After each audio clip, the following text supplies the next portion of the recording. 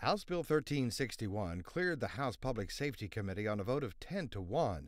Since then, the bill, which would make dramatic changes to the state's open records law, has run headlong into a wall of resistance, including from the House sponsor of the bill.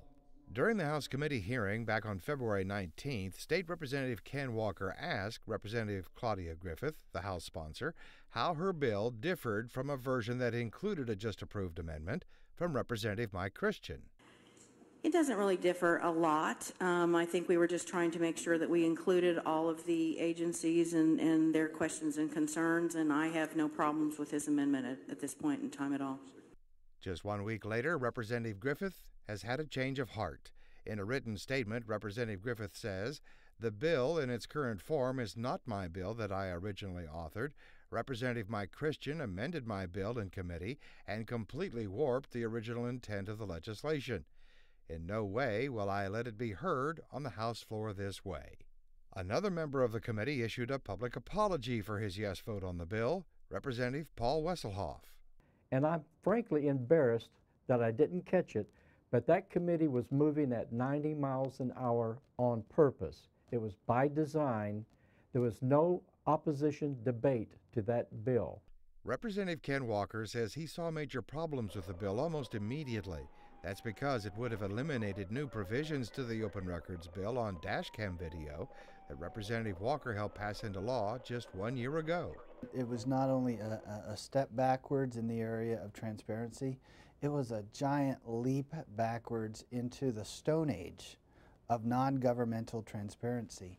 And we can't have this. While Representative Wesselhoff issued his public apology, others on the committee are doing the same thing, privately.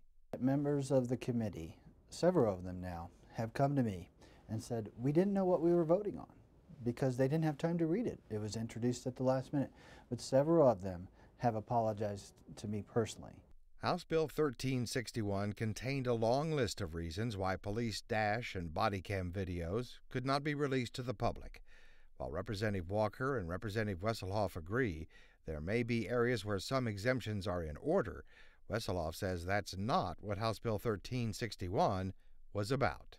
The exceptions that are drawn up in this bill are meant by design, I believe, to actually destroy the Open Records Act of Oklahoma. State Senator David Holt was the Senate author of last year's dashcam video bill. He is now a co-author of the Senate version of HB 1361. And he says that proposal will not make it to a Senate committee, let alone the Senate floor in its current form. Moving forward, when we draft, if we draft anything, we've got to almost start from scratch and just throw that bill out because that was a bad idea. HB 1361 would have made other major changes to the Open Records Act, including any request that would clearly cause excessive disruption of the essential function of the public body may be denied. Oklahoma County District Attorney David Prater testified before the House committee in support of House Bill 1361.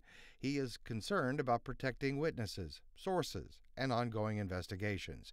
But D.A. Prater says he does not favor other provisions in the bill. It does muddy up the bill, frankly, and I'm not married to that language, and we're working with legislators, both on the House side and the Senate side, to fix that language. D.A. Prater has also written a letter to the Metro Police Chiefs Association urging members to refrain from implementing the use of body cameras, whether by pilot program or general use, until changes in Oklahoma's Open Records Act can be pursued. But just this week, the McAlester City Council approved the purchase of the equipment to put body cameras on its officers, and the McAlester Police Chief believes the cameras will allow the government to be transparent by letting the public see the entirety of a situation rather than small snippets. Law enforcement and legislators do agree that dash and body cam videos can help resolve issues of police conduct during arrests and other incidents. However, how much of that video the public will ever be allowed to see and when they'll be allowed to see it has yet to be decided.